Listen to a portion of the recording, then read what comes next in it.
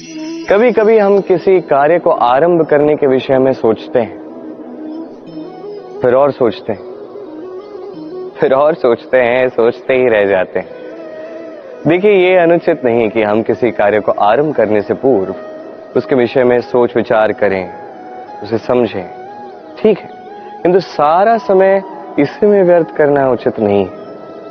यदि आपने अधिक समय लगा दिया तो समय आपसे रुष्ट अवश्य होगा, और क्यों ना हो, आप समय को नष्ट कर रहे हैं, ये उचित नहीं। देखिए, निश्चित रूप से सोच विचार कीजिए, आकलन कीजिए, पूर्ण रूप से कीजिए, किंतु ये भी स्मरण रहे कि उस उचित समय में आपको कर्म आरंभ करना है। सोचते ही रहोगे तो कर्म आरंभ नहीं कर पाओगे। और ये समय अत्यंत बलवान है। इसका सम्मान करोगे तो ये आपका साथ देगा, नहीं करोगे नहीं देगा। आइए इस समय का सम्मान करें और मेरे साथ प्रेम से कहें, राधे राधे। कई बार ऐसा होता है कि हमारी अच्छी मंशा पर, अच्छे विचारों पर, अच्छे कर्मों पर लोग संदेह करते हैं, प्रश्न उठाते हैं, प्रमाण मांगते हैं, शुद्धता की परीक्षा देने को कहते हैं, और तब निश्चित रूप से दुख होता है। हम सोचते हैं कि यही जीवन है। इतना अच्छा सोच के भी, शुभ कर्म करके भी लोग हम पे ही संदेह करते हैं। दुख तो होता है, किंतु दुखी होने की आवश्यकता नहीं। क्यों नहीं है? क्योंकि यदि कोई आप पर संदेह करता है तो उन्हें करने दे। संसार में क्या होता है, देखिए, संसार में स्वर्ण की शुद्धता को ही परखा जाता है, कोयले की कटुता को नहीं। आप स्वर्ण हैं तो आपकी शुद्धता को परखा ही जाएगा, वो तो होना ही है। आप स्वयं को दुखी मत कीजिए, आपका केवल एक कर्म है, स्वर्ण की भांति चमकते रहिए। संसार को आपके सोच विचार, आपके कर्म का, आपकी शुद्धता का प्रमाण मिलता ही रहेगा। तो आइए और मेरे साथ प्रेम से कहिएगा, राधे राधे। कई बार ऐसा होता है जहां लोग हमारे सत्य को अस्वीकार करते हैं और लोगों की मिथ्या बातों को स्वीकार कर लेते हैं, वो भी बड़ी सरलता से। तब हमें बड़ा दुख होता है, बड़ा क्रोध आता है लोगों की इस सोच पर यह जानना अधिक महत्वपूर्ण है कि ऐसा होता है तो क्यों? क्या कारण आप है? क्या आप में कोई दोष है? कदापि नहीं। कारण यह है कि सत्य, इस सत्य का मूल्य कहीं अधिक है। इतना अधिक है कि कई बार बड़े से बड़ा धनी भी इसका मूल्य चुका नहीं सकता। वहीं बात की जाए यदि मिथ्या की, तो इसका मूल्य बहुत छोटा है, बड़ी सरलता से, इसलिए मिथ्या सब में बिक जाता है। आपका कर्म सत्य कहूं तो ये नहीं कि आप सोचते रहें कि लोग आपको क्यों नहीं समझ रहे, आपके सत्य को क्यों नहीं समझ रहे। आपका कर्म है अपने सत्य के साथ खड़े रहना, सत्य के साथ चलते रहें, क्योंकि सत्य भी उन्हीं के पास आएगा जो सत्य को खोजना चाहते हैं। अन्यथा अधिकतर लोग मिथ्या में ही प्रसन्न हैं। आप कर्म करते जाइए, अपने सत्य के साथ आगे बढ़ते जाइए। सत्य अधिक समय तक छिपा नहीं रहता, संसार के समक्ष एक न एक दिन अवश्य आएगा, और तब भी ये लोगों पर है कि वो स्वीकार करना चाहते हैं या नहीं। आप कर्म करते जाइए और मेरे साथ प्रेम से कहिए, राधे राधे।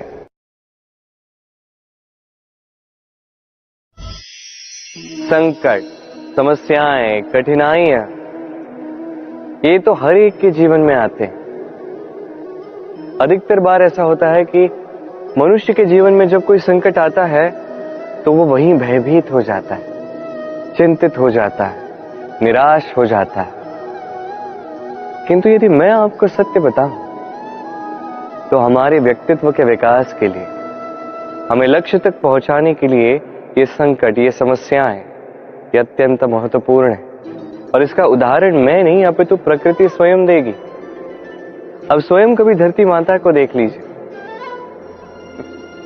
धरती माता सूर्य का ताप सहती है, क्यों?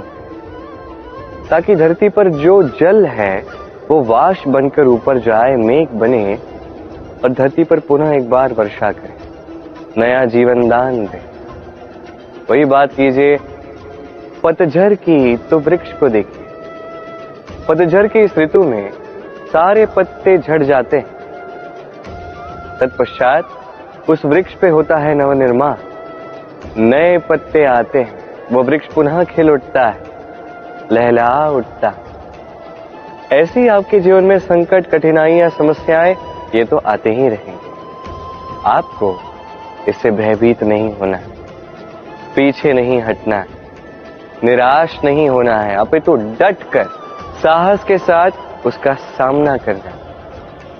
ये करना आप सीख जाएंगे तो आप स्वयं देखेंगे कि यही संकट, यही समस्याएं, यही कठिनाइयां आपको बल प्रदान करें। आइए और मेरे साथ प्रेम से कहिए राधे राधे।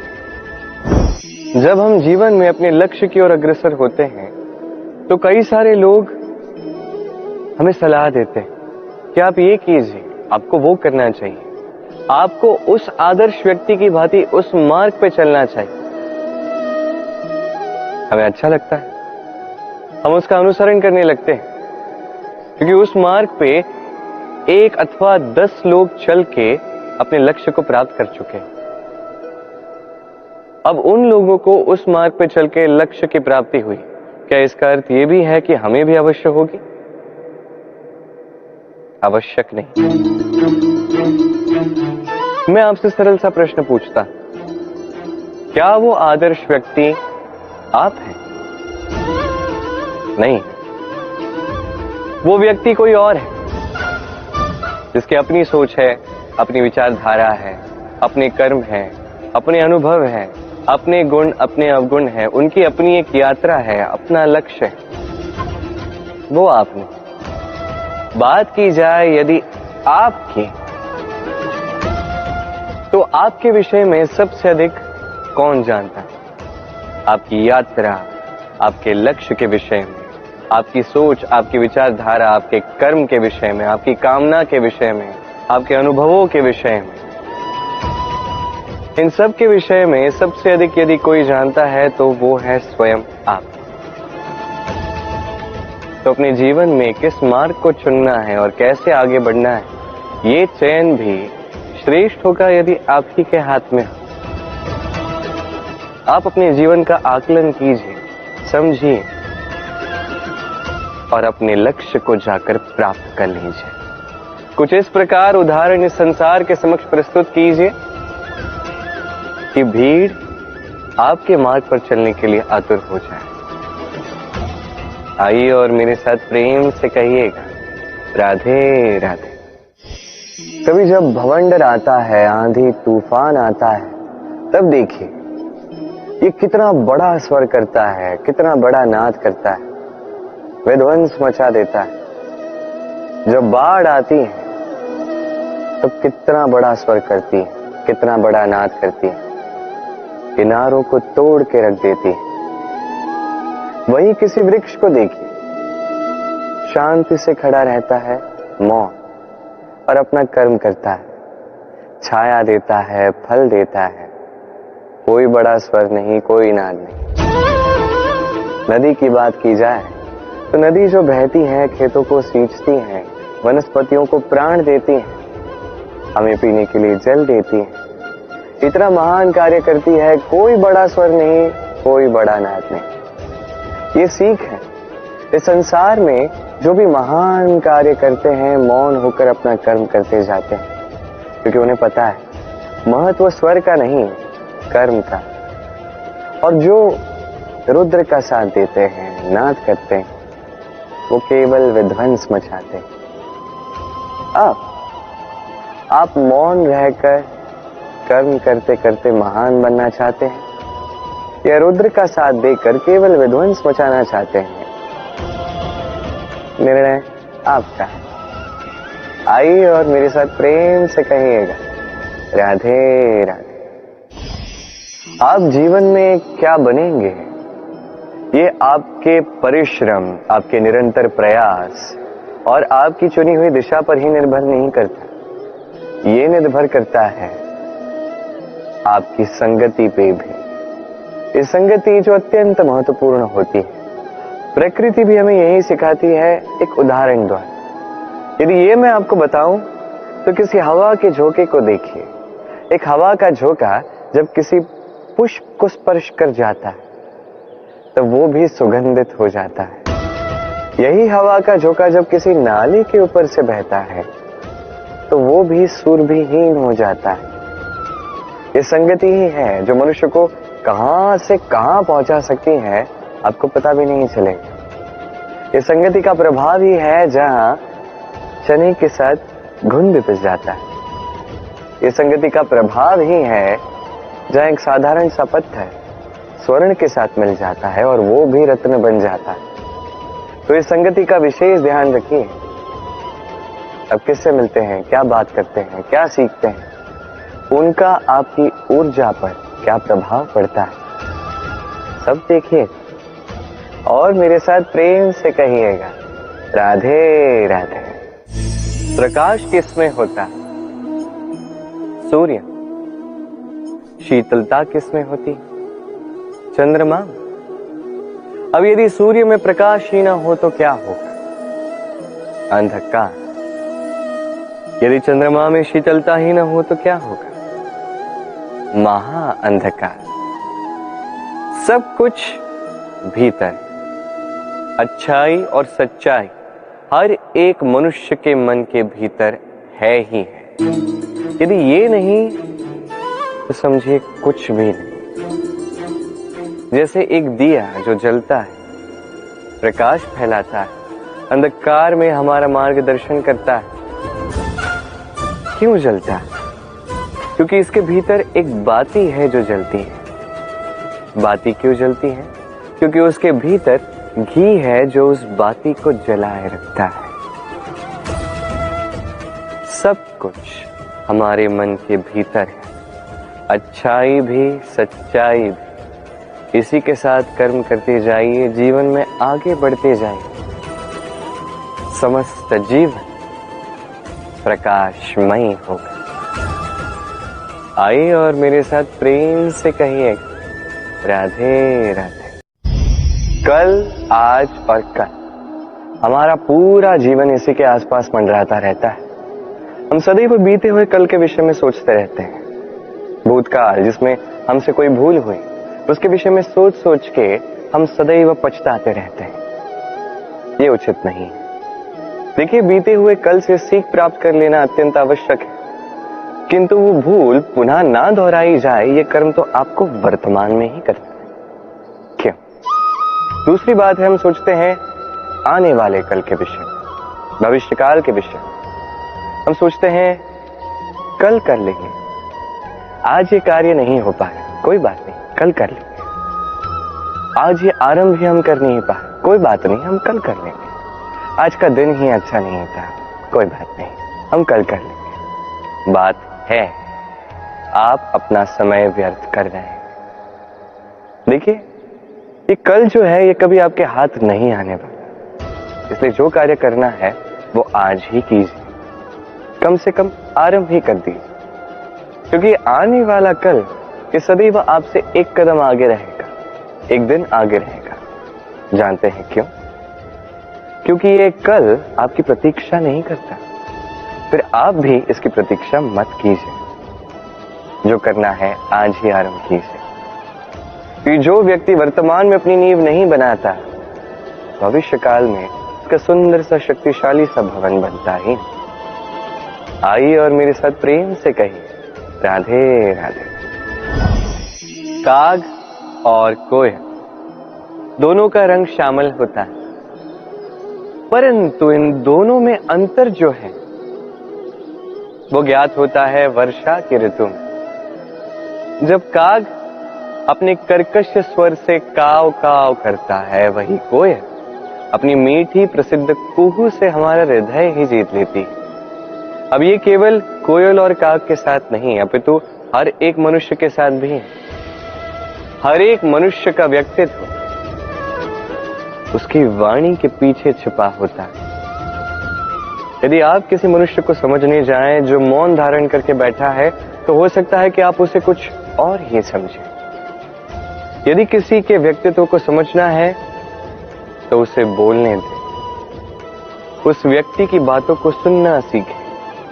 ये आप सीख गए तो आपको अपने आप ज्ञात हो जाएगा कि सामने वाले मनुष्य का व्यक्तित्व क्या है। आइए और मेरे साथ प्रेम से कहिएगा, राधे राधे। स्वप्न क्या? वो विचार जो हम सोते समय देखते हैं, एक अधूरी मनोकामना जिसे पूर्ण भी हम सोते समय ही कर सकते हैं। क्यों? कदापि नहीं। स्वप्न तो वो है जो आपको जगाए। स्वप्न वो है जो आपको भोर में उठने के लिए प्रतीक्षा करवाए। स्वप्न हम सोते समय तो देख सकते हैं, साकार करने के लिए दिन रात जाग के परिश्रम करना पड़ता है। ऐसा करोगे तभी स्वप्न पूर्ण होंगे। अब आप अपने जीवन को सोना बनाना चाहते हो या सोकर अपना जीवन व्यतीत करना चाहते हो, निर्णय आपका है। आइए और मेरे साथ प्रेम से कहिएगा, राधे राधे। सफलता बड़ा ही सरल शब्द है। ये उन प्रारंभिक शब्दों में से एक है जो मनुष्य को थोड़ी समझ आते ही समझ में आ जाता है, और जैसे ही सफलता क्या है वो समझता है, आजीवन उस सफलता के ही पीछे भागता है।